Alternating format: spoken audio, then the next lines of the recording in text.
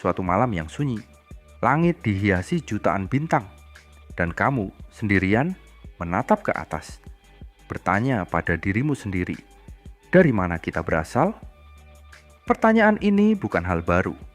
Dari generasi ke generasi, manusia selalu mencari jawabannya. Ada yang bilang kita diciptakan seketika, lengkap seperti sekarang. Ada yang percaya kita berasal dari tanah, napas, atau bahkan air mata para dewa.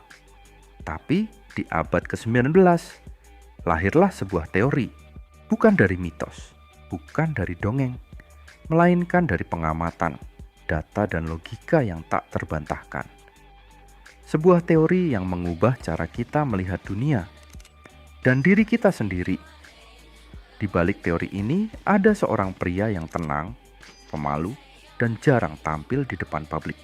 Namanya Charles Robert Darwin. Ia bukan pencari sensasi, ia bukan politisi, tapi tulisannya membuat dunia gempar. Dan di antara semua gagasan besarnya, ada satu mitos yang melekat sampai hari ini.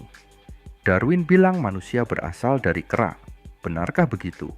Atau ini hanyalah salah satu salah paham terbesar dalam sejarah sains?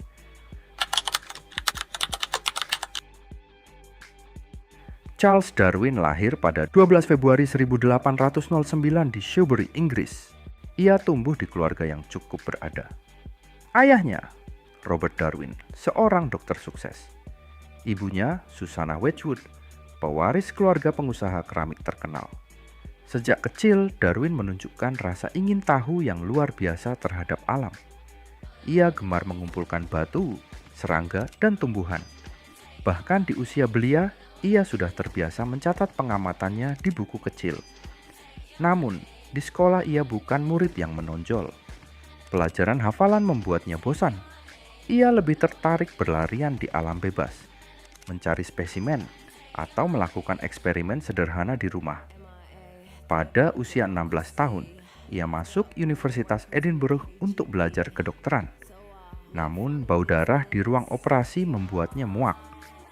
Ia lebih banyak menghabiskan waktu di laboratorium biologi laut, mempelajari hewan-hewan kecil seperti anemon dan kerang.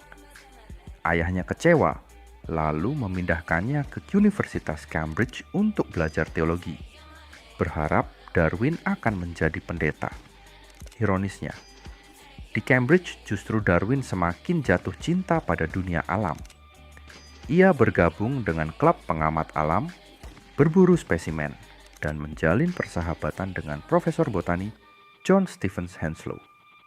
Dari Henslow lah Darwin mendapat tawaran yang akan mengubah hidupnya, menjadi naturalis dalam ekspedisi keliling dunia di kapal HMS Beagle.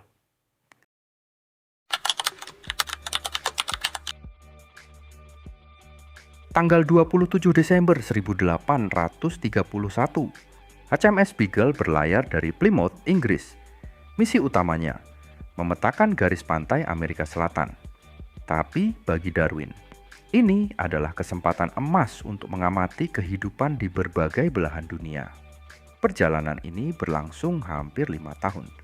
Darwin mengunjungi Brasil, Argentina, Chile, Kepulauan Galapagos, Tahiti, Australia, dan banyak lagi. Di setiap tempat, ia mengumpulkan ratusan spesimen hewan, tumbuhan, dan fosil. Di Brasil, ia terpesona oleh hutan hujan tropis yang kaya akan spesies. Di Patagonia, ia menemukan fosil hewan purba raksasa yang mirip dengan hewan modern, tapi ukurannya jauh lebih besar. Temuan ini menimbulkan pertanyaan, apakah spesies bisa berubah seiring waktu? Namun, penemuan terpenting terjadi di Kepulauan Galapagos. Darwin memperhatikan bahwa burung finch di setiap pulau memiliki bentuk paruh yang berbeda, disesuaikan dengan jenis makanan di pulau itu. Ia mulai curiga bahwa spesies tidak tetap, bahwa mereka bisa berubah dan beradaptasi sesuai lingkungan. Pengamatan ini akan menjadi salah satu fondasi teorinya kelak. Setelah kembali ke Inggris pada tahun 1836, Darwin tidak langsung mempublikasikan temuannya. Sebaliknya, Ia menghabiskan lebih dari 2 dekade untuk mengumpulkan bukti. 20 tahun penuh dihabiskan untuk mengamati, meneliti, dan berpikir. Darwin membaca karya ekonom Thomas Malthus yang berjudul An Essay on the Principle of Population. Malthus berpendapat, populasi manusia cenderung bertambah lebih cepat daripada persediaan makanan. Akibatnya, akan selalu ada persaingan untuk bertahan hidup. Darwin melihat bahwa prinsip ini tidak hanya berlaku bagi manusia, tapi juga bagi seluruh kehidupan di bumi.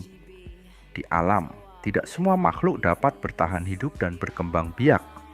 Mereka yang memiliki keunggulan, entah itu kekuatan, kecepatan, warna kamuflase, atau kemampuan bertahan, akan lebih mungkin selamat. Dan keunggulan itu akan diwariskan pada generasi berikutnya.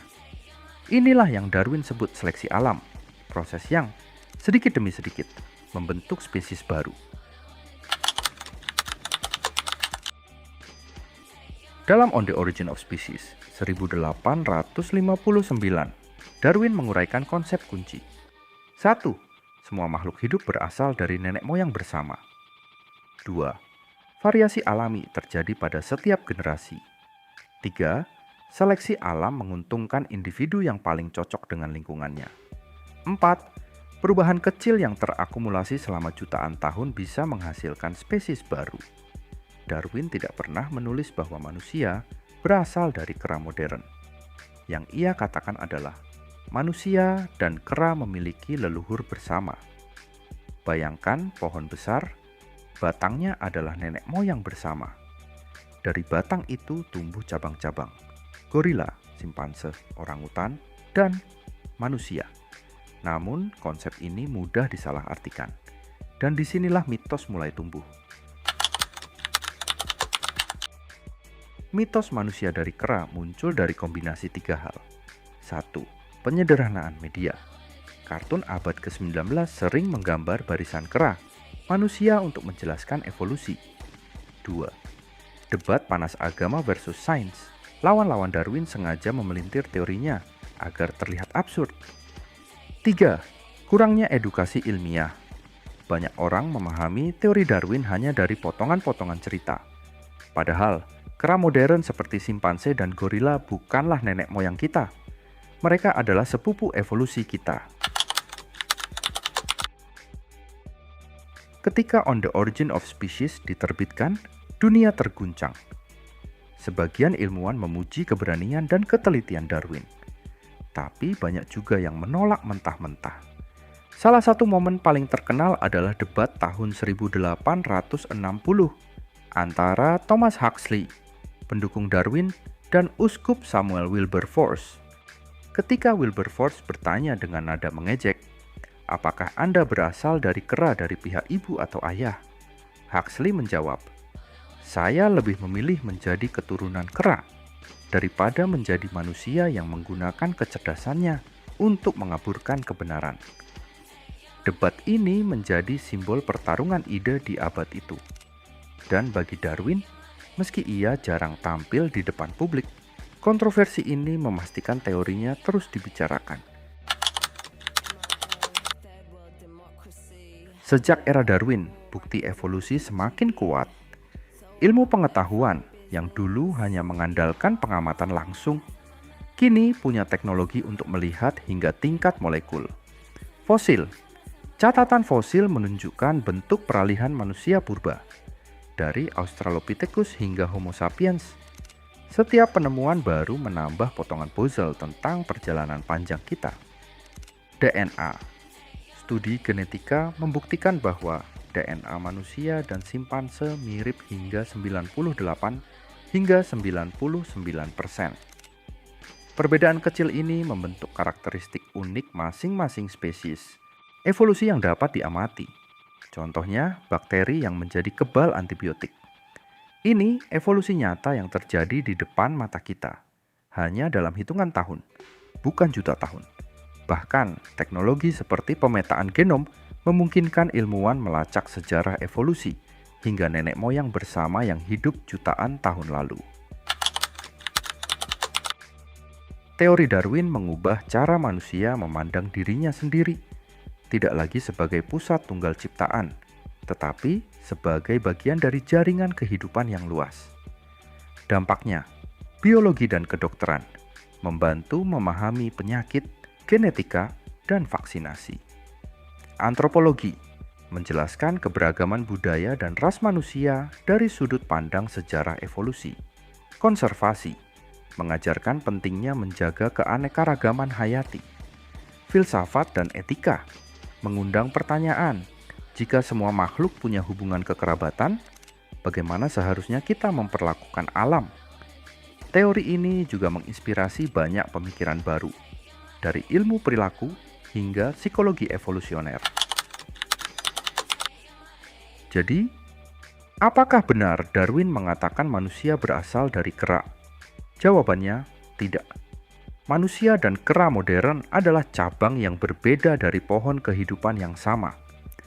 Darwin mengingatkan bahwa memahami asal-usul kita bukanlah untuk merendahkan diri, tetapi untuk menyadari bahwa semua kehidupan di bumi ini saling terhubung, bahwa kita bagian dari satu keluarga besar. Pertanyaannya sekarang, kalau hidup selalu berevolusi, apakah kita siap untuk ikut berubah? Aku ingin dengar pendapatmu. Tulis di kolom komentar jika kamu merasa video ini bermanfaat. Aku sangat berterima kasih jika kamu menekan like dan tombol subscribe. Sampai jumpa di video selanjutnya di Emang Benar Official Channel.